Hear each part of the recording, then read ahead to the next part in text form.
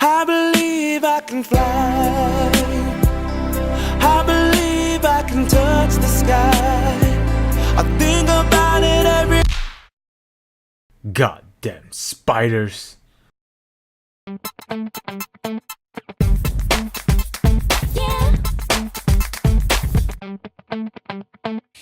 Hello and welcome back to the KenOhwee Channel. Today I'll be talking about your friendly neighborhood superhero down right in the recent Marvel movie, and yes, everyone knows his name. He is the Marvel Legends Spider-Man from Spiderman Homecoming.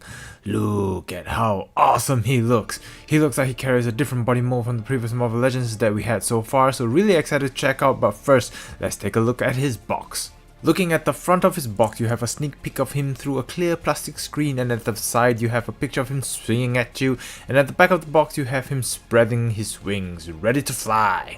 Pause here if you'd like to read the description, and at the bottom of the box you have the Build-A-Figure pictures featuring all the figures you can collect for this line, and at the end of it you can build the vulture wings. One of the few times that we won't actually be building a figure, but nonetheless it's something that I'm looking forward to. But as always, sadly I did not get the tombstone and the beetle, which has the turbines of vulture wings, but I can live with that as long as the overall looks comes out looking alright. But that's another talk in another video, so without further ado, let's open this figure up and have a closer look. Taking a closer look at Peter Parker, look at his eyes.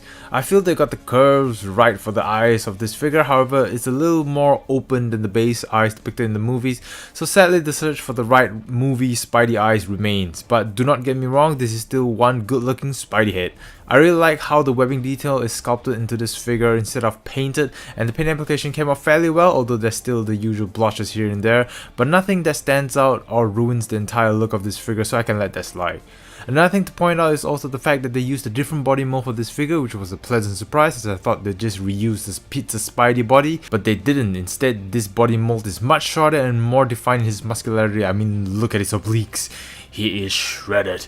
The molding of the Spidey logo turned out looking really good at the front and at the back as well, and they even molded his web shooters instead of leaving it flat. Going down to his legs, his blue stripes are less obvious compared to action figure arts, but it's still noticeable in certain angles, and again I'm glad they didn't miss out on that detail. So overall, I have to say this is still one great looking Spider-Man. I really like the muscularity and the detail of this figure. It's unfortunate we still didn't get an exact representation of the base eyes of Spider-Man, but what we're getting still looks nice, and Marvel Legends also did a good job on the paint application, though it would have been much better if the blotches are reduced, so hopefully it'll be much better in future figures.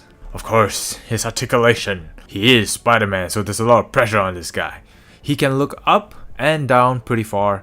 He has a slight head pivot due to his ball joint connection, and he can look left and right. He has a butterfly joint. His arms can do the 360. Arms move outwards that far.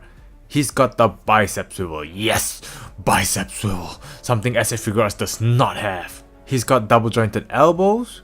Wrist does the 360 and move up and down. He has the typical Marvel Legends ab cut, so he can crunch forward and arch backwards that far. And he has a lower ab cut which allows him to do the twist king, but sadly no ab pivots.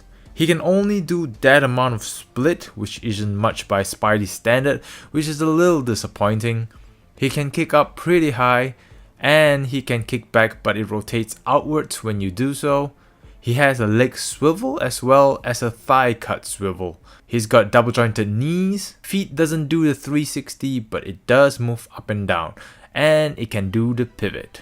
So unfortunately, this figure is not as posable as the Action Figure Arts one, but there's still a great amount of articulation given to this figure. I just wish they gave him better splits or maybe more ab rotation, but for the price you're paying for this figure, it's good enough, and at least we get bicep swivels. Moving on to his accessories. Peter comes with a pair of interchangeable hands, so he's already equipped with fisted hands, and you got the classic web shooting hand gestures, and also he comes with a pair of wings, which is something that action figures did not have. It's just clear plastic wings, but it has plenty of webbing detail which gives it some form of texture, but I have to say that these wings are easily misplaced, and I've been a victim to such matters, so please play with caution. To equip Spider-Man with the wings, simply place the pack into the hole under his biceps and position accordingly, and you have Spider-Man flying. However, the slightest pressure will send the wings flying themselves, which is a shame. He also comes with an interchangeable head with the Asian eyes. I mean squinty eyes. Yeah, I gotta stop that.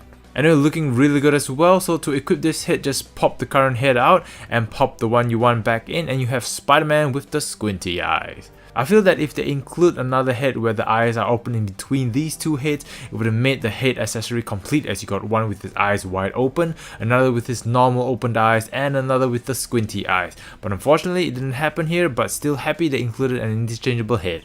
Lastly, looking at the Build-A-Figure accessory, this Spider-Man comes with the left side of the Vulture's wing. Very nicely sculpted and painted as well. And here he is standing next to SH Figuarts Spider-Man, Iron Man, and Pizza Spider-Man for height comparisons. And like I mentioned earlier, if they used the Pizza Spidey mold, he would have been too tall in my opinion, so this turned out looking right. So, in summary, I have to say this is still one great Spider-Man to have. For the price that you're paying for this figure, you get a nicely painted and sculpted Spider-Man with plenty of accessories to play with, and even though the articulation is still not up to par with the SH Figuarts, there's still plenty of articulation given to this figure.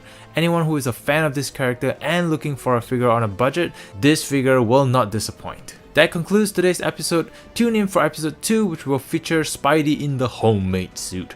I hope you guys enjoyed this video. If you did, please leave a like, that would be amazing, and thank you guys in advance. Do let me know in the comment section down below, do you prefer this or the SH Figuarts version? Share it with me, share it with the world, and once again I hope you guys are embracing the indicator within you and having fun, and as always, thank you guys so much for watching, and I'll see you guys at the next video. Click here to enjoy more videos.